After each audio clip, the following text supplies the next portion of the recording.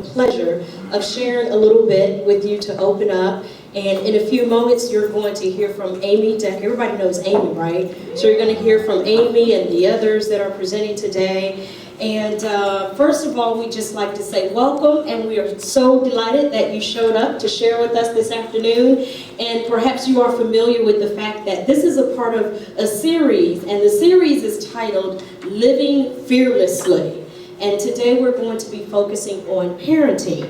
And so when Amy asked if I would share for a few minutes, I won't be all day, I promise you. So I've got my timer up here. I invaded this little community. So I'm going to go probably about 10 minutes, and then we're going to switch off a bit. But I was delighted when Amy asked if I would share in the session today. And so, little noise over there, but it's okay. So, she asked if I would just, of course, share from the heart. She comes to my different events that I host throughout the year, and we really just kind of believe in sharing from the heart and allowing you to experience heart. We experience a whole lot of stuff, so it doesn't hurt to come and experience some heart. Is that all right? Okay. And so we probably won't, I won't turn it into a Dr. Phil moment where everybody's crying the first 10 minutes, so don't get nervous about that. You know, normally when we say heart, everybody's like, oh no, here we go. She's going to try to force everybody to cry. We're just going to share from the heart. And if that means laugh, if it means move your hand, if it means do this or do that, then let heart flow. Is that okay? Yeah. All right, awesome. So in light of parenting, I just want to share a few minutes from our heart. And I've got 4 little things that I want to work through. The first is what I'm going to call thought. Everybody say thought. Thought. And then I want to talk about glory. Everybody say glory. Glory. And then I want to talk about after glory. Say after glory. After glory. And then I'm going to come back to thought. Is that okay? Thought. Thought. Glory. Glory. After glory. After glory. Thought. Thought. That's my 10 minutes. So here we go. Thought. So, I have the wonderful pleasure of being godmommy to my grandniece. I've been raising her for 3 years now. And it was interesting because this entire parenting for me started with a thought. So I said a few years ago that if I hadn't gotten married and started my family, that I was going to adopt. Everybody say thought. God. That was a thought. I'm going to adopt. If I don't have my own, well, it should be your own husband, but you know what I'm saying. You know what I'm saying. Didn't come out right, but if I'm not married, starting my own family, I'm going to adopt because I have this desire to parent, and I'm going to let it be. Well, coincidentally, I had to have surgery, and as I had the surgery, and I'll disclose a little bit, it was removing some tumors, fibroids, so that I could have children one day. And in the midst of having this surgery, just as I was in recovery, a family member called and said, would you come and pick up my daughter for me because I don't want her to go into the foster system, and because I've been there, and I really want her to be taken care of. Could you come and help me out? I was still recovering. And I was reminded in recovery that a few months later I had a thought. And the thought was that if I hadn't started my family by the new year, by the way I had that surgery in January, so if I hadn't started my family by the new year, that I was going to adopt. I didn't even get out of recovery before that thought came back and manifested itself. That's the power of thought. And so I'm certain you'll probably hear a little bit more about thought before we leave today. And so that thought, my dad loves to say that every thought is a prayer. Good, bad, negative, every thought is a prayer. So that thought manifested, and there I was, just coming out of recovery on an airplane, going to pick up my grandniece, and we've been together for 3 years now. Can you give me a hand? So as that thought manifested, here's my second point, I started to experience the glory. Everybody say glory. Glory. Now the glory of having this child was kind of like the honeymoon. Alright, see, now you know where I'm going. Now you know why that third one was after glory, right? So it was the honeymoon. I have this child and I'm like, oh my goodness, this is beautiful and wonderful. And it's the honeymoon. We just got married. We're going to Jamaica, wherever. And that's what I experienced for a while, and so it was the glory of having this child. And she was a little girl, so I could dress her hair. Well, she still is, she's a little girl. So I could dress her hair and buy her all these cute clothes. And it's glory. I'm going to PTA. I know, I'm coming to the after glory. She's like, is that glory? I'm coming, hold on. So, but it was glory. It was my first, PTA and the SAC meeting and, parent teacher conference. It's the glory, the glory, the glory. And then you know what comes next, right? Yeah. The after glory, yeah? And that after glory has been extremely tricky for me. And I'm telling you what, I have learned a lot about myself in that after glory. So here are a couple of examples about that after glory, and I know that you're going to really be, I believe you're going to be encouraged and inspired with information and spirit when you leave here today. In that after glory, I started to understand some of the news clippings that I would see. Right? I know, because some of the news clippings aren't funny, but I started to understand because I have felt those moments where I almost called Child Protective Services on myself. I started to, because before then I would see different things on the news and I'd be like, how could a parent do that?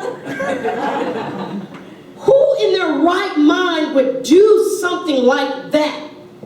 And after the glory lifted in my house, I had those thoughts every now and then where I might be on camera in Target doing something out of fear. And so I started to truthfully understand some of those things that we don't like to admit to another parent, those secret things when the glory is gone, and those secret things that you thought, oh my gosh, I just felt like after the glory. And so what I started to learn after the glory is that when I'm well, my parenting is well. I started to learn that it's important for me to have moments like this to be well. To be well in my heart, my mind, my body, and my soul. Because if I'm not well, that child is not going to be well, right? And so these moments, these sessions, whether it's a Saturday, parenting fearlessly, or other events, or other coffee time, or whatever, these moments have been important because it's allowed me to really work through what I call after the glory so that I can bring the glory back. I started to realize that, again, when I'm not well, I don't make well decisions on behalf of my children, on behalf of my child and the others that are in my space at the time. And so I'm learning, my time is almost up, so I am learning to be true to me and what I need, and not just what I need, but what she needs and what we all need, which is love. And I have learned that when I don't feel love, I project that onto her. And so it's important that I'm true to myself about where I am, when I need to revalidate me in order to properly respond to her. Here's an example. Just last night, I thought about this coming in. Last night, I was finishing up laundry. I was getting ready to give her some Mucinex because I heard that congestion. So that's a little bit of the after glory, right? You got to run around CVS to get some Mucinex. You don't think about that when you're like, I'm going to have a baby. So got some Mucinex, getting the Mucinex. So she wants to get something to drink after she takes the Mucinex. So she goes in the refrigerator to get the orange juice. And the cap the other day had fallen on the ground, and I must have thrown it away. I thought maybe I washed it and put it back on, but I must have thrown it away. Well, she's not paying attention to the fact that, the top is not on the orange juice. So she goes in and get the orange juice, and then she runs out into the dining area to pour the orange juice. In the meantime, what happens with the orange juice while she's running out? Goes everywhere, right? That's when I have one of those moments that you see on the news. So I have to catch myself. And so my first thought was I was starting to lash like, why didn't you pay attention? Why didn't you notice the cap wasn't on? Well, why didn't you just pour the orange juice on the counter in the kitchen? I mean, what was so simple? You go in the kitchen, refrigerator, get the orange juice, pour it right there on the counter. And then, as I was getting ready to do this lash out thing, I remembered And that remembrance allowed me to be true to myself. Here's the truth. I had a thought earlier that day that I needed to mop the kitchen floor. I had a thought that earlier that day I'm going to mop the kitchen floor.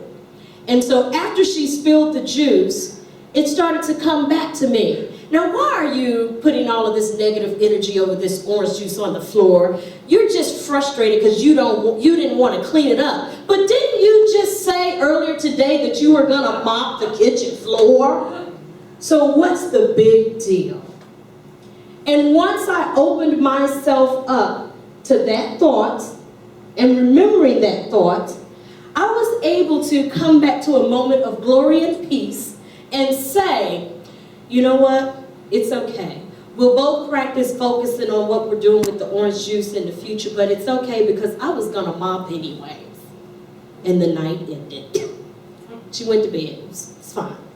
But my point is, some time ago, I wouldn't have handled that situation the same way. I wouldn't have come back to, it's okay, all things work together, all is well, because I was going to mop the floor anyways. It wouldn't have come to that.